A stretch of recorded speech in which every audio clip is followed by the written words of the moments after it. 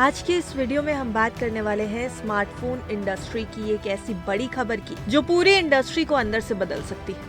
Oppo अब भारत में Realme को फिर से अपने साथ मर्ज कर रहा है और इसका सीधा असर नौकरियों पर पड़ना शुरू हो गया है। रियलमी को 2018 में ओप्पो के सब ब्रांड के तौर पर लॉन्च किया गया था और उसका पहला phone Realme 1 bye Oppo tag के साथ आया था। उसी साल इसे इंडिपेंडेंट ब्रांड भी बना दिया गया था, लेकिन अब करीब 8 साल बाद ओप्पो इसे फिर से अपने अंदर एब्जॉर्ब कर रहा है। चाइना में ये प्रोसेस पहले ही पूरा हो चुका है, लेकिन इंडिया में ये धीरे धीरे लागू किया जा रहा है क्योंकि यहाँ ओप्पो कुछ लीगल चुनौतियों का सामना भी कर रहा है। अब आइए सबसे बड़ी खबर पर। खबर ये है कि लेऑफ्स शुरू हो गए। सेल्स और सपोर्ट रोल्स में कर्मचारियों को 30 अप्रैल तक रिजाइन करने को कहा गया है। सेल्स टीम्स को नए स्ट्रक्चर में शिफ्ट किया जा रहा है और आफ्टर सेल्स और ऑफलाइन डिस्ट्रीब्यूशन जैसे बैक एंड फंक्शंस में ओवरलैप खत्म किया जा रहा है। ये सारी इन्फॉर्मेशन हमें कुछ न्यूज रिपोर्ट्स के जरिए मिली है जो हम आपके सामने पेश कर रहे हैं। अब आने वाले महीनों में और भी डिपार्टमेंट्स प्रभावित हो सकते हैं।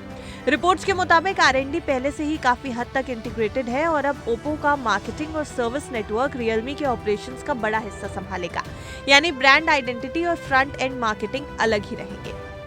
अब इस पूरे कदम की सबसे बड़ी वजह है cost optimisation. Global smartphone market इस वक्त प्रेशर में है। मेमोरी जैसे कंपोनेंट्स की कीमतें बढ़ रही हैं, सप्लाई चेन महंगी हो रही है और R&D का खर्च लगातार बढ़ता जा रहा है।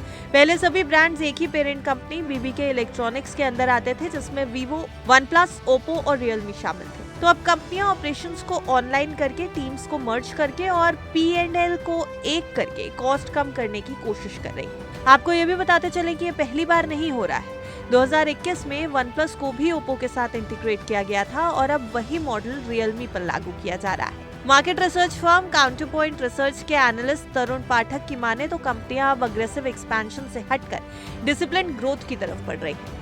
इसका असर कर्मचारियों के लिए मुश्किल जरूर हो सकता है क्योंकि सेल्स और सपोर्ट में जॉब लॉस देखने को मिल सकता है, लेकिन कंज्यूमर्स के लिए फिलहाल प्रोडक्ट्स, रिटेल और सर्विसेज पर कोई असर नहीं पड़ेगा।